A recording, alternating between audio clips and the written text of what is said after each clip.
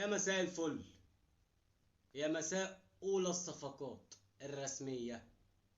وسام أبو علي أهلاوي لمدة 4 سنين ونص.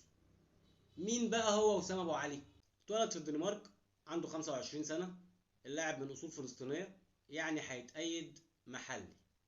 وزي ما احنا عارفين إن اللاعب الفلسطيني والسوري بيتأيدوا محليين مش محترفين. وسام كان بيلعب في نادي سيريوس السويدي في مركزين: مركز المهاجم الصريح ومركز جناح شمال. لعب كمهاجم 77 ماتش ولعب كجناح شمال 40 ماتش.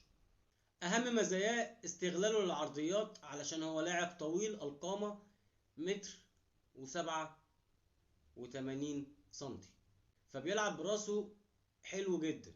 من حيث الارتقاء، من حيث التوجيه، مميز. بيسجل اهداف من زوايا صعبة، والفينش عنده عالي قوي. ربنا يكملها عليه بالستر ويبعد عنه عيون اصحابنا اللي موقوف عنهم القيد. تحركاته في ال18 مميزة جدا، بتخليه ان هو يسجل ويستغل الفرص كويس قوي. العيب الوحيد بقى اللي انا شايفه ايه هو؟ وسام كان بيلعب في نادي سيريوس السويدي في الترتيب الثامن في الدوري، اللي كان بيخلي اي فرقة تلعب قدامهم ما تبقاش عاملة حساب ان في مهاجم عنده خطورة او ان الفرقة دي هتأدي بشكل لائق، فكانوا ممكن بيسيبوا مساحات مفتوحة عادي. وسام كان بيستغل الحتة ديت. هل وسام هيعرف يستغل عدم المساحات اللي عندنا في الدوري المصري؟ عشان احنا عارفين الفرق بتلعب ازاي والتكتلات الدفاعية اللي بتحصل بالاخص قدام الاهلي.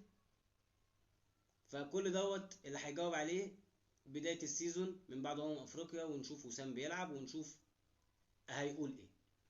وسام ابو علي لعب بشكل عام 176 مباراة، سجل 73 هدف، صنع 14 هدف. ده كده في السريع وسام ابو علي مهاجم الاهلي الجديد. كل صفقة وانتم طيبين.